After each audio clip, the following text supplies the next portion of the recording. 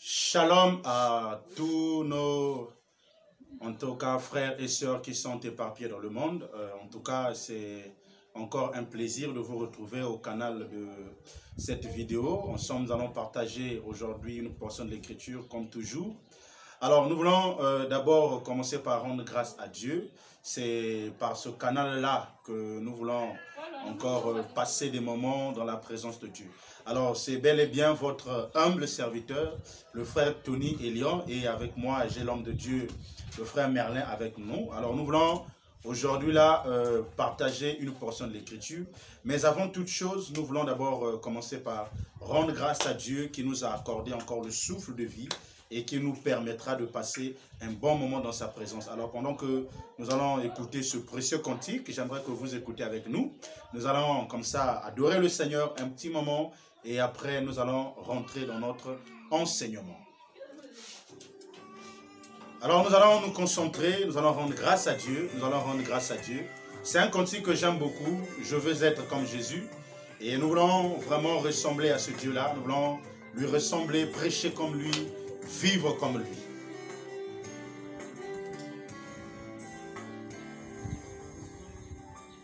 Élève ta voix, dis Seigneur, fais-nous grâce d'être comme toi. Je veux être comme Jésus. Je veux être comme Jésus. Toute ma vie. Je veux être comme Jésus. Je veux être comme Jésus toute ma vie. Bien-aimé, commence à élever ta voix. Dis Seigneur, aide-moi à te ressembler. Dis à Dieu, aide-moi à être comme toi. À ressembler à toi dans ma marche ici-bas. Dieu du ciel, nous avons besoin de toi. Nous voulons, tendre Père, que cet après-midi, et avec Dieu, que tu nous fasses grâce. Et avec Dieu, la vie déclare au Père de gloire d'avoir les mêmes sentiments que toi. Nous voulons, s'il te plaît, ô Dieu, te ressembler encore au Père de gloire ici-bas. Nous voulons, une fois de plus, tendre Père, faire comme toi. Nous voulons parler comme toi, Éternel. Nous voulons prêcher comme toi. Enseigner comme toi, Éternel. Nous ne sommes rien, ô Dieu. Ici-bas, nous sommes que des simples mortels. Et avec Dieu, nous voulons vivre comme toi. Nous voulons marcher comme toi. Nous voulons nous comporter comme toi. Voilà pour cette raison, Seigneur. Et avec Dieu, permet que cet après-midi, ô Dieu, dans nos frères, quand nous allons écouter cet enseignement, ô Dieu, que cet enseignement comble encore nos cœurs.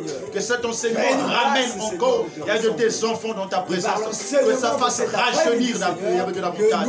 Oh Dieu, donne-nous encore au Père de gloire les mêmes sentiments que tu as fait. Donne-nous encore l'amour, la capacité de faire communiquer ton message et de faire comprendre ton langage. Voilà pour cette raison, oh Dieu, nous avons besoin de toi. Nous avons besoin de te, de te voir. Nous avons besoin d'être encore avec toi, Seigneur. Merci, Saint-Esprit de Dieu. Merci pour ta grâce. Merci, Seigneur. Viens parler à ton peuple. Viens édifier nos cœurs, viens nous enseigner, ô Dieu. Viens encore, tendre Père, nous donner l'avantage de ta présence. Merci, Saint-Esprit de Dieu. Merci, Seigneur. Merci, Saint-Esprit de Dieu. Merci, Jésus. Merci, Seigneur. Sois béni. Merci, Saint-Esprit de Dieu. Au nom de Jésus, toi qui es le véritable Dieu. Merci, Seigneur. Merci, Saint-Esprit de Dieu. Alors que Dieu vous bénisse, peuple du Seigneur. Que Dieu vous bénisse, vous qui nous suivez, vous qui êtes nombreux à vous connecter. Et si vous êtes encore nouveau sur notre chaîne YouTube, en tout cas, nous vous demandons de vous abonner et d'activer la cloche de notification pour ne rater aucune de nos vidéos. Alors, nous voulons aujourd'hui partager une portion de l'Écriture avec vous, chers bien-aimés. Alors, la portion de l'Écriture que nous allons partager ensemble, elle est dans le livre de Jean, le chapitre 14. En tout cas, aujourd'hui, pendant que nous étions en train de lire la Bible, et il nous est arrivé comme ça une pensée, en tout cas, de partager avec vous cette Écriture. Alors, nous sommes dans le livre de Jean, le chapitre 14, le verset 19. C'est la portion de l'Écriture que nous allons partager avec vous. Jean, chapitre 14, que notre bien-aimé homme de Dieu nous aide. Jean, chapitre 14, le verset 19. Que dit la Bible? Je lis la parole de Dieu dans le livre de Jean, chapitre 14, à partir du verset 19. Au nom de Jésus-Christ. Amen. Encore un peu de temps, et le monde ne me verra plus. Mais vous, vous me verrez, car je vis et vous vivrez aussi. Amen. Parole du Seigneur. Amen. Alors, cette écriture de Jean chapitre 14, verset 19. En tout cas, c'est une écriture que les gens aiment souvent répéter. Jésus a dit, encore peu de temps, le monde ne me verra plus, mais vous me verrez. Amen. Car je vis et vous vivrez aussi. D'abord, j'aimerais d'abord que nous puissions comprendre quelque chose, bien aimé dans le Seigneur. C'est que l'écriture, d'abord, c'est tout un enseignement. Amen. Ce n'est pas moi qui le dis, c'est Paul qui le dit dans le livre de 2 Timothée chapitre 3, le verset 16. La Bible dit que toute écriture est inspirée de Dieu, utile pour enseigner. C'est-à-dire que dans l'écriture, frère, se cache un enseignement. Amen. Donc lorsque Jésus dit, dans le livre de Jean chapitre 14, le verset 19, quand il dit « Encore un peu de temps, le monde ne me verra plus, mais vous me verrez parce que je vis. » Oh, moi j'aime ça. C'est-à-dire que Jésus dit ceci. Encore un peu de temps, le monde ne va plus le voir. Mais vous, quand il dit vous ici, il s'adresse à l'église. Il s'adresse aux disciples. Il dit vous me verrez parce que je vis et vous vivrez. J'aime ça. Donc si tu veux voir Jésus, c'est parce que Jésus vit. Mais pourquoi il dit encore un peu de temps, le monde ne va plus le voir? Il va aller où? Très important. Parce que quand il dit encore un peu de temps, le monde ne me verra plus. C'est-à-dire que pendant que Jésus était, le monde le voyait. Tout le monde le voyait. Mais il arrivera un temps où tout le monde ne va pas le voir. Seulement une poignée de personnes. J'aime l'évangile, frère. Mais il va où? Il va où? On va lire une écriture. Revenons dans toujours Jean chapitre 14. Prenons à partir du verset 14, du premier verset. Vous allez descendre jusqu'au moins. Bon, on prend jusqu'au moins le verset 4. Je lis la parole de Dieu dans Jean 14 toujours, à partir du verset 1er jusqu'au verset 4, au nom de Jésus-Christ. Amen. Que votre cœur ne se trouble point. Croyez en Dieu et croyez en moi. Il y a plusieurs demeures dans la maison de mon Père. Il y a plusieurs demeures dans la maison de mon Père. Si cela n'était pas, je vous l'aurais dit. Oui. Je vais vous préparer une place. Et lorsque je m'en serai allé et que je vous aurai préparé une place, je reviendrai et je vous prendrai avec moi afin que là où je suis, vous y soyez aussi. Vous savez où je vais. Vous savez où je vais. Et vous en savez le chemin. Vous en savez le chemin. J'aime Jésus. Ici, Jésus dit, je veux partir. Je vais pas. Tu vas aller où? Je vais aller au Père. Au Père, il y a une maison, mais qui a plusieurs demeures. Parce que dit on ne dit pas dans les maisons. On dit dans la maison de mon Père, il y a plusieurs demeures. Maintenant, Jésus dit, il va aller nous préparer des places. Pendant qu'il ira nous préparer des places, il reviendra nous chercher. Bien aimé, il faut comprendre ici, lorsque Jésus dit encore un peu de temps, le monde ne va plus le voir, ça veut dire qu'il partait quelque part. Il partait lorsqu'il partait où, c'est aller préparer la place. Mais la place où? Dans la maison du Père. Est-ce que vous voyez ça, frère? Bien aimé, maintenant, il faudrait comprendre quelque chose dans les Écritures. C'est que Jésus, d'abord, c'est un prophète. Vous voyez ça? Jésus, c'est un prophète. Ce n'est pas moi qui le dis. Luc chapitre 7. Quand nous prenons cette écriture, Luc chapitre 7. Jésus, c'est un prophète. Luc chapitre 7. On va prendre à partir du verset. Prenons à partir du verset 16. Luc chapitre 7, à partir du verset 16. La Bible dit quoi? Luc 7, à partir du verset 16, je lis au nom du Seigneur Jésus-Christ. Luc 7, verset 16. La Bible dit ceci. Oui. Tous furent saisis de crainte et ils glorifiaient Dieu, disant, un grand prophète apparut parmi nous et Dieu a visité son peuple. Donc Jésus, quand il guérit le fils de la veuve de Naïn, le peuple dit, un grand prophète apparu parmi nous, Dieu a visité son peuple. C'est que Jésus, c'est un prophète, frère. Même Luc chapitre 24 le dit, un prophète puissant en acte et en parole. Il faut comprendre Jésus comme prophète. Il doit, s'il est prophète, or les prophètes ne peuvent pas parler ouvertement. Les prophètes parlent en parabole. Ce n'est pas moi qui le dis. Osée, frère. Osée chapitre 12, verset 11. D'autres versions, c'est le verset 10. Vous allez comprendre le langage des prophètes. Parce que Jésus, comme prophète, il a un langage. Parce qu'il a dit que peu de temps le monde ne me verra plus, mais vous me verrez. Parce qu'il va aller où? Il va aller quelque part. On va découvrir l'endroit où Jésus va partir et pourquoi le monde ne va plus le voir. Amen. Nous sommes dans Osée chapitre 12, le verset 11 pour d'autres versets. Donc pour d'autres versets, c'est le verset 10. Je lis la parole de Dieu dans le livre de Osée. Osée 12 à partir du verset 11. J'ai parlé aux prophètes. J'ai parlé aux prophètes. J'ai multiplié les visions. J'ai multiplié les visions. Et par les prophètes, j'ai proposé des paraboles. Ah! Donc Dieu dit que les prophètes, il a proposé les paraboles. C'est que le langage des prophètes, c'est les paraboles, frère. Amen. Or, si Jésus c'est un prophète, c'est que lui, il parle en parabole. C'est un parabole. Que Dieu te bénisse, homme de Dieu. C'est que Jésus, c'est un maître de paraboles. Donc, l'écriture de Jean chapitre 14, 19. Peu de temps, le monde ne me verra plus. C'est une parabole. Amen. Ce n'est pas moi qui le dis, frère. C'est l'écriture parce que Jésus parle. Oh, lisons l'écriture. Matthieu chapitre 13. Matthieu chapitre 13. Supportez-nous, comprendre cette écriture-là. De Matthieu chapitre 13. Qu'est-ce que la Bible dit? Matthieu 13. Matthieu chapitre 13 à partir du verset 3. La Bible dit quoi? Matthieu 13 à partir du verset... Le verset 3. Le verset 3, je prie au nom du Seigneur Jésus-Christ. Oui. Il leur parla en parabole. Il leur parla en parabole. Sur beaucoup de choses. Sur beaucoup de choses. Est-ce que vous voyez ça? On s'arrête là, papa. Donc Jésus, quand il parlait en parabole. C'est-à-dire que quand il dit, peu de temps le monde ne me verra plus. C'est une parabole, frère. Il ne faut pas prendre ça au mot. C'est une parabole. Voilà pour cette raison. Le verset 10 dit quoi? Matthieu 13, toujours, verset 10. Le verset 10, je lis au nom du Seigneur Jésus-Christ. Oui.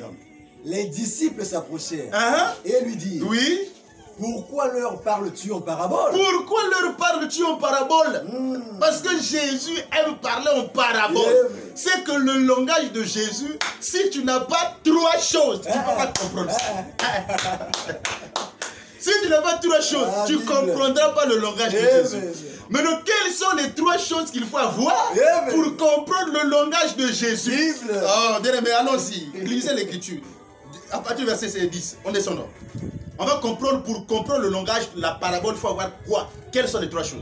Allez-y, papa. Nous sommes toujours dans Matthieu 13. À partir du verset 10, en descendant, je lis au nom du Seigneur Jésus-Christ. Amen. Les disciples s'approchèrent et lui dirent, pourquoi leur parles-tu en parabole? Jésus leur répondit, parce qu'il vous a été donné de connaître les mystères du royaume des cieux. C'est que le royaume des cieux, ce sont des mystères. C'est que si tu ne connais pas le mystère, tu ne connaîtras pas le royaume.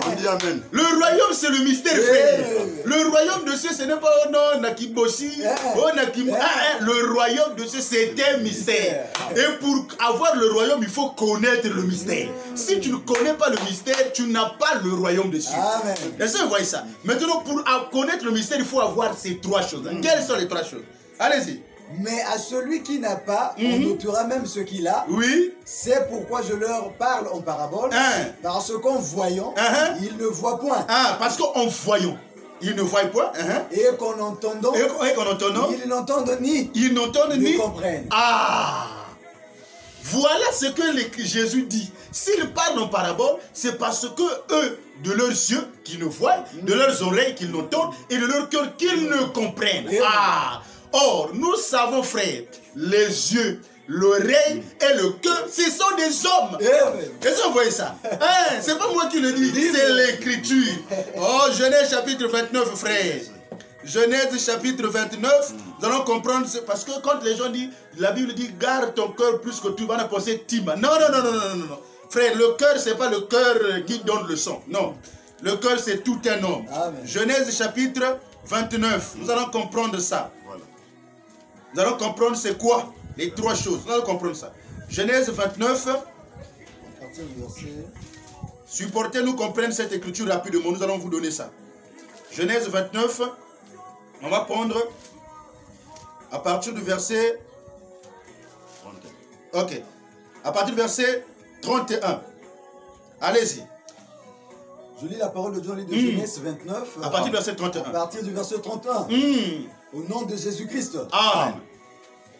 L'Éternel vit que Léa n'était pas aimée et il la rendit féconde. Il la rendit féconde. Ici, nous sommes en train de chercher à comprendre les yeux, les oreilles et le cœur pour comprendre. Amen. Parce que pour comprendre le mystère du royaume, il faut avoir les yeux, il faut avoir les oreilles, il faut avoir le cœur. Maintenant, c'est quoi l'oreille, c'est quoi l'œil, c'est quoi le cœur? Pour comprendre le mystère. Donc, même l'écriture de Jean 14, 19, il faut avoir ces trois choses-là pour saisir ça. Est-ce que vous voyez ça? Allez-y, papa. L'Éternel vit que Léa n'était pas et il la rendit féconde. Oui. Tandis que Rachel était stérile. Verset 32. Léa devint enceinte et enfanta un fils à qui elle donna le nom de Ruben. Oui. Car elle dit, oui, l'Éternel a vu mon humiliation et maintenant mon mari m'aimera. Ah, donc quand Léa met au nom de Ruben, Léa dit Dieu a vu. C'est que Ruben c'est l'œil. Parce que si Dieu te voit, il doit te donner Ruben. Si Dieu ne te voit pas, il ne peut pas te donner Ruben, frère. Voilà pour cette raison, frère. Ce qui donne les yeux, c'est Ruben. C'est que Ruben c'est l'œil. Allons-y encore, frère. On va chercher un autre organe. Le verset 33. Elle devait encore enceinte et enfanta un fils. Et elle dit, l'Éternel a entendu que je n'étais pas aimé. Donc l'Éternel a entendu que je ne t'ai pas aimé. Et il m'a aussi accordé celui-ci. Et il donna le nom de... Et elle lui donna le nom de Siméon. C'est que Siméon, c'est l'écoute, c'est l'oreille. Est-ce que vous voyez ça? Maintenant, nous sommes avec le verset 34. Le verset 34 dit ceci, je le Seigneur Jésus-Christ. Amen. Elle devait encore enceinte. Et enfanta un fils. Oui. Et elle dit, pour cette fois, mon mari s'attachera à moi. Car je lui ai enfanté trois fils. C'est pourquoi on lui donna le nom de Lévi. C'est que l'attachement, c'est le système du cœur. C'est le sentiment. C'est que Ruben, Siméon, Lévi, c'est les yeux, les oreilles et le cœur. Mais ce sont les trois premiers jours de la création, frère. Parce que le premier jour de la création, Dieu créa la lumière. Or, la Bible dit que l'œil est la lampe du corps. C'est que Ruben, c'est le premier jour de la création. Est-ce que vous voyez ça? Or, le deuxième jour de la création, Dieu a créé l'étendue qui est le ciel. Ésaïe chapitre 1 dit, ciel écoutez. C'est que Siméon, frère, c'est le ciel. Est-ce que vous voyez ça? Le troisième jour, frère, il y a Lévi. Or, Lévi, c'est le cœur. Voilà pour cette raison, le troisième jour, il y a la tête qui sort des eaux. J'aime ça. Bien aimé, il y a tellement de choses à dire. Maintenant, qu'est-ce qui va se passer avec ces trois choses? Parce que Jésus, quand il prêche, Dieu dit que par les prophètes, il parle en parabole. Pourquoi il parle en parabole par les prophètes? Pourquoi Jésus parle en parabole par les prophètes? Nous revenons dans Matthieu 13. Pourquoi par les prophètes il parle en parabole? Matthieu 13. Parce que si tu veux avoir le royaume de cieux, il faut avoir ces trois choses pour comprendre le mystère. Pourquoi? Voilà, nous sommes dans le verset. Ok. Prenons à partir du verset 14. Nous sommes dans Matthieu 13, à partir du verset 14. Oui. Je lis au nom du Seigneur Jésus-Christ. Non, prenons à partir du verset 13, c'est très important. À partir du verset 13. Oui. C'est pourquoi. C'est pourquoi. Je leur parle en parabole. Quand il dit leur, il s'adresse à Israël. Oui. Parce qu'en voyant. Parce qu'en voyant. Il ne voit point. Parce qu'en voyant, il ne voit pas. Donc, au voir, c'est l'œil. C'est Ruben. Oui. Et qu'en entendant. Et qu'en entendant, l'oreille. Ils n'entendent. Ni ne comprennent. Ni ne comprennent de leur cœur. Voilà. Et pour eux s'accomplit cette prophétie d'Ésaïe. Qui dit quoi? Vous entendrez de vos oreilles et vous ne comprendrez point. Oui. Vous regarderez de vos yeux et vous ne verrez point. Car le cœur de ce peuple est devenu insensible. Ils ont un Dieu sur leurs oreilles. Voilà. Et ils ont fermé leurs yeux de peur qu'ils ne voient de leurs yeux, qu'ils n'entendent de leurs oreilles, qu'ils ne comprennent de leur cœur et qu'ils ne se convertissent et que je les guérisse. C'est que si tu as ces trois choses, tu peux être converti. La conversion dépend de l'oreille, du cœur et des yeux. Amen. Si tu n'as pas l'oreille, tu n'as pas le cœur, tu n'as pas les yeux, tu ne peux pas te convertir. Impossible. Tu ne peux pas te convertir. Voilà pour cette raison, Israël ne s'est pas converti. Amen. Parce qu'il lui manquait ces trois choses. Amen. Tu vas me dire, frère, depuis quand alors que la parole est à eux, Dieu est à eux. Mais frère, il faut savoir que Dieu a privé à Israël ces trois choses. Amen. Lisons cette écriture de... Prenons d'abord Genèse 49. Prenons d'abord Genèse 49. Genèse 49. Avant d'aller loin, prenons Genèse 49. Bible, frère. Parce que faut savoir, Jésus a dit, le monde ne va pas le voir. Pourquoi? Parce que c'est trois choses. Ils n'en ont pas. Genèse 49. À partir du verset 1er, la Bible dit quoi? Je lis la parole de Dieu dans Genèse 49, à partir du verset 1er, au nom de Jésus-Christ. Amen. Jacob appela ses fils et dit, assemblez-vous, et je vous annoncerai ce qui vous arrivera dans la suite des temps. Ah, assemblez-vous, je vous annoncerai ce qui va arriver dans la suite. Donc, pendant que Jacob va parler, ce sont des prophéties qui vont s'accomplir. Mais souvenez-vous que Ruben, c'est l'œil, Simeon, c'est l'oreille, et Lévi, c'est le cœur. Allons-y. Le verset 2, rassemblez-vous et écoutez, oui, fils de Jacob. Fils de Jacob. Écoutez Israël, Voilà. votre père. Ruben, toi mon premier-né, oui, ma force et les prémices de ma vigueur, supérieur en dignité et supérieur en puissance, impétueux comme les eaux, oui, tu n'auras pas la prééminence. Oh. Car tu es monté sur la couche de ton père, tu as souillé ma couche en y montant. Oui. Le verset, Donc, vas-y. le verset 5. Oui. Siméon et Lévi, son frère. Simeon et Lévi sont frères. Donc, il les rassemble. Donc, d'abord, Ruben, Dieu, Jacob lui enlève le droit de naissance. Maintenant, Simeon et Lévi, il va les rassembler. Voilà. Simeon et Lévi, son frère. Leurs glaives sont Leurs des instruments de violence. Oui. Que mon âme n'entre point dans leur conciliabule. Donc, Jacob enlève son âme dans leur rassemblement. Or, Jacob, c'est le type parfait de Dieu. C'est que dans le rassemblement d'Israël, Dieu a enlevé son âme. Oh, frère. Donc, c'est ça. Que mon âme n'entre pas, n'entre pas.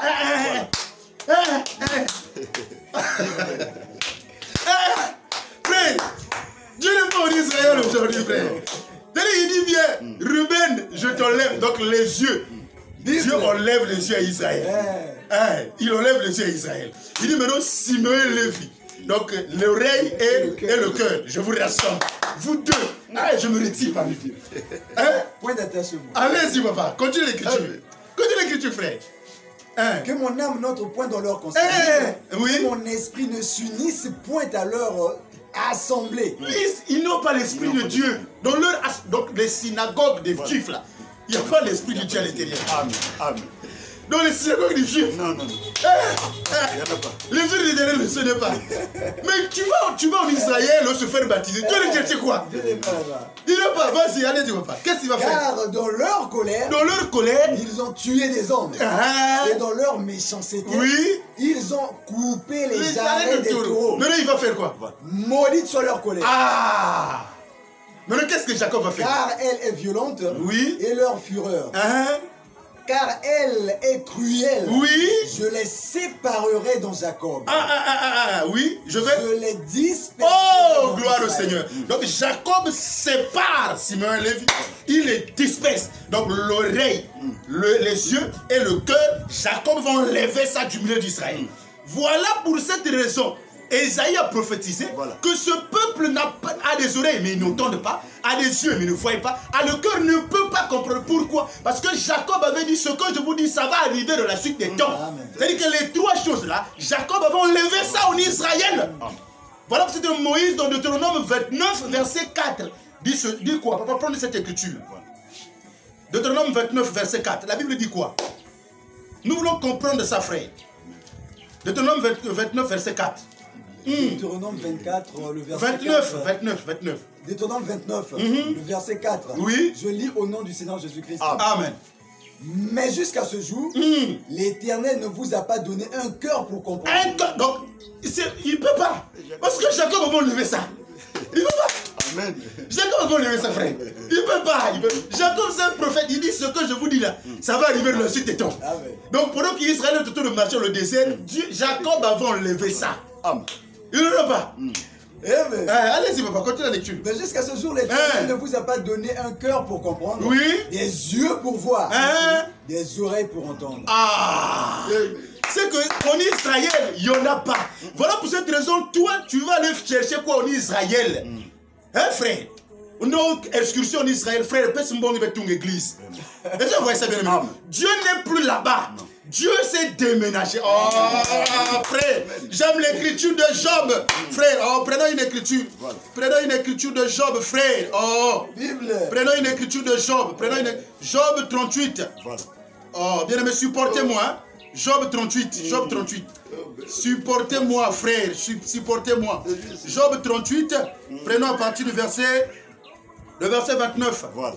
Job 38, verset 29. La Bible dit ceci. La Bible dit quoi? Job 38, verset 29. Papa. Job 38, à partir du verset 29. Oui. Je lis au nom du Seigneur Jésus-Christ. Ah. Du sein de qui sort. Non. Job 38, verset 29. Oui, du sein de qui sort la glace. Job 38. Job 38. Non, prenons 39, excusez-moi. Job 39, excusez-moi.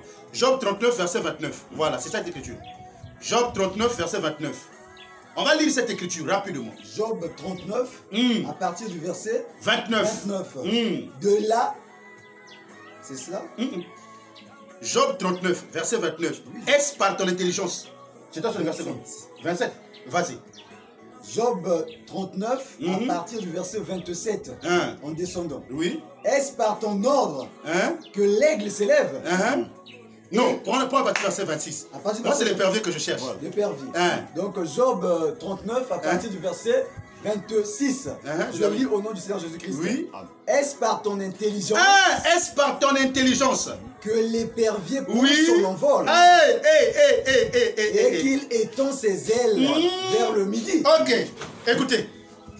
Dieu dit à Job, est-ce par ton intelligence que l'épervier prend son envol et qu'il étend, qu'il déploie les ailes vers le midi? Or, l'épervier, frère, selon Lévitique 11, c'est un oiseau impur. Or, l'épervier aussi est semblable à l'homme. Ecclésias chapitre 9, la Bible dit que l'homme est semblable à un oiseau. Or, l'homme qui est semblable à un oiseau, selon Jean chapitre 19, que Pilate a présenté. Voici l'homme. C'est qui? C'est Christ. Ah, est-ce que vous voyez ça? Maintenant, l'épervier fait quoi? C'est par son... Donc, avant de prendre son envol, il doit d'abord avoir l'intelligence. Or, l'intelligence, avant de prendre son envol, frère, c'est quoi cette intelligence-là? Est-ce que vous voyez ça? C'est quoi cette intelligence? Bien aimés, supportez-nous. Nous allons revenir avec cette seconde partie de la vidéo. Restez connectés avec nous. Parce que nous voulons comprendre, parce que c'est une vidéo qui sera en séquence. Nous voulons comprendre l'écriture de Jean chapitre 14. Donc, la Bible dit que l'épervier, avant de prendre son envol, il y a une intelligence. Or, cette intelligence-là, frère, ce sont des enseignements que le véritable épervier, qui est Jésus, donnait à ses disciples. Il a dit, nous avons lu ça Jean chapitre 14, que je m'en vais. Parce que prendre l'envol, c'est quoi? Prendre l'envol, c'est l'aspect de monter. Est-ce que vous voyez ça? Oh, c'est pas ça, non? Prendre l'envol, c'est monter. Maintenant, il dit, je m'en vais. Il dit que Jésus, avant de prendre son envol, il y a une intelligence qu'il doit déposer. Il dit, je m'en vais. Maintenant, quand il va partir, il va étendre ses ailes vers le midi. Or, le midi, c'est quoi? Oh, prenons cette écriture. Le midi, c'est quoi, frère? Nous sommes dans Matthieu 12, 42. Matthieu 12, 42, frère. Matthieu chapitre 12, 42. Voilà la reine de Séba. Matthieu chapitre 12, 42. Matthieu chapitre 12, 42. Il y a quelque chose... Dans Matthieu 12, le verset 42, au nom de Jésus-Christ. Amen. La reine du midi se leva au jour du jugement avec cette génération et la condamnera. Parce qu'elle vint des extrémités de la terre pour entendre la sagesse de Salomon. Et voici, il y a ici plus que Salomon. Merci beaucoup. Ici, il y a Jésus qui dit, la reine de midi s'élèvera aux extrémités de la terre. Restez avec nous pour la seconde partie. Ne vous en faites pas. Nous allons revenir. Que Dieu vous bénisse.